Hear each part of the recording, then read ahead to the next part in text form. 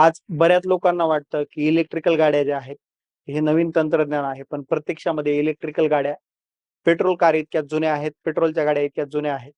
पहिली इलेक्ट्रिकल गाडी कधी बनलेली आहे, तर 1830च्या दशकामध्ये स्कॉटलंडचे रॉबर्ट अँडरसन यांनी एक प्राथमिक इलेक्ट्रिकल बग्गी तयार केलेली होती. पण तिची बॅटरी रिचार्ज करता येत नव्हती, त्यामुळे ती फार उपयोगी नव्हती. 1880 नंतर रिचार्जेबल बॅटऱ्या आल्या आणि त्यानंतर इलेक्ट्रिकल गाड्या ज्या आहेत, इलेक्ट्रिकल व्हेइकल त्या अधिक व्यावहारिक बनलेल्या होत्या.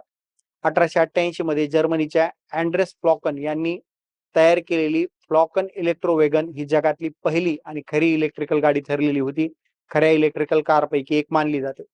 19व्या शतकाच्या आसपास इलेक्ट्रिकल गाड्या इतक्या लोकप्रिय झाल्या होत्या, की त्या काळामध्ये अमेरिकेच्या रस्त्यावर ज्या गाड्या आहेत त्याच्यापैकी जवळपास 1/3 गाड्या इलेक्ट्रिकल गाड्या होत्या. काही स्रोतांनुसार हा आकडा जो आहे तो 38% गेलेला होता. लोकांना इलेक्ट्रिकल गाड्या त्या काळामध्ये एवढ्या जास्त का आवडायच्या, तर पेट्रोलच्या गाड्या खूप आवाज करायच्या, धूर आणि वास यायचा. त्या हातानं क्रँक करून सुरू कराव्या लागत होत्या.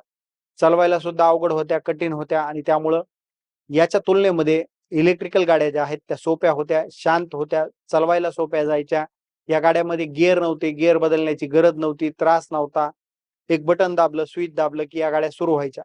म्हणून शहरांमध्ये आणि विशेषतः महिलांमध्ये या गाड्या लोकप्रिय झालेल्या होत्या. प्रसिद्ध वैज्ञानिक जे आहेत, मोठमोठाले सायंटिस्ट जे आहेत, त्यांनी सुद्धा याच्यामध्ये काम केलेलं होतं का? तर हो.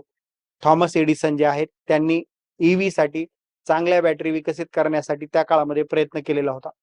फर्डिनांड पोर्शे यांनी 1901 मध्ये लॉनेर पोर्शे मिक्स्टे नावाची सुरुवातीची हायब्रिड कार बनवलेली होती. ती पेट्रोल इंजिन प्लस इलेक्ट्रिकल मोटरवर चालणारी गाडी होती. मग इलेक्ट्रॉनिक गाड्या ज्या आहेत त्या अचानक मार्केटमधून गायब का झालेल्या होत्या, तर याची काही मुख्य कारणं आहेत. स्वस्त पेट्रोल कार हेनरी फोर्ड यांनी 1908 मध्ये फोर्ड मॉडेल टी च्या गाड्या ज्या आहेत त्या मोठ्या प्रमाणावर बनवायला सुरुवात केलेली होती.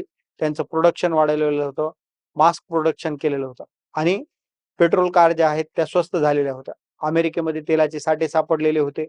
टेक्सास सारख्या भागामध्ये तेलाचे साठे सापडल्यामुळं पेट्रोलच्या कार ज्या आहेत, गाड्या ज्या आहेत त्या सहज उपलब्ध झाल्या, स्वस्त झालेल्या होत्या.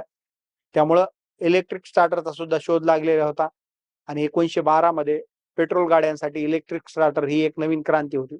आता हातानं क्रँक करण्याची गरज उरलेली नव्हती. त्यामुळं पेट्रोल कार वापरणं खूप सोपं झालेलं होतं आणि शिवाय इलेक्ट्रिकल गाड्यामध्ये रेंजचा प्रॉब्लेम होता. त्या काळी बॅटरीचं तंत्रज्ञान सुद्धा खूप विकसित झालेलं नव्हतं. ते कमजोर होतं, चार्जिंग स्लो होती, रेंजचा प्रॉब्लेम होता, बॅटरी जड आणि महाग होती. रस्त्याचं जाळं वाढलं, हायवे वाढल्यानंतर लोकांना लांब जाण्याची गरज भासू लागली, जिथं पेट्रोल कार जिंकलेल्या होत्या. इलेक्ट्रिकल व्हेइकल पुन्हा कशामुळे येत आहेत बाजारामध्ये, तर 1990च्या दशकानंतर विशेषतः 2008 मध्ये लिथियम आयन बॅटरीमध्ये प्रगती झालेली आहे. प्रदूषण आणि क्लायमेट चेंजची चिंता आणि युरोप, चीन आणि अमेरिका यासारख्या ज्या देश आहेत तिथे सबसिडी देत आहेत. चार्जिंग इन्फ्रास्ट्रक्चर उभं राहत आहे. यामुळे इलेक्ट्रिकल गाड्या ज्या आहेत त्या पुन्हा एकदा लोकप्रिय झालेल्या आहेत. आजच्या इलेक्ट्रिकल व्हेइकलमध्ये 19व्या शतकामध्ये फरक काय आहे, तर त्या काळच्या आणि आजच्या इलेक्ट्रिकल गाड्यामध्ये battery technology, software, fast charging आणि रिएनर्जिबल गाड्या आहेत. या सगळ्याचा निष्कर्ष काय निघतो, तर ईव्हीचं तंत्रज्ञान नवीन नाहीये. प्रत्यक्षामध्ये पेट्रोल कारची सुरुवात ज्यावेळेस झालेली होती 100 वर्षापूर्वी, त्याच वेळेस इलेक्ट्रिकल गाड्या आलेल्या होत्या. पण त्या काळाच्या ओघामध्ये मागे का पडल्या, तर बॅटरी टेक्नॉलॉजी आणि आता तीच बॅटरी टेक्नॉलॉजी सुधारल्यामुळे इतिहासामध्ये म्हणजेच पुन्हा एकदा आपण इतिहासाची पुनरावृत्ती करताना दिसत आहोत. आपण मागं फिरताना दिसत आहोत. याचं कारण काय आहे, तर बॅटरीची टेक्नॉलॉजी सुधारलेली आहे. लिथियम आयन बॅटरी टेक्नॉलॉजी जी 2008 पासून विकसित होताना दिसत आहे. चार्जिंग कॅपॅसिटी जी आहे ती विकसित झालेली आहे. सॉफ्टवेअर विकसित झालेले आहेत.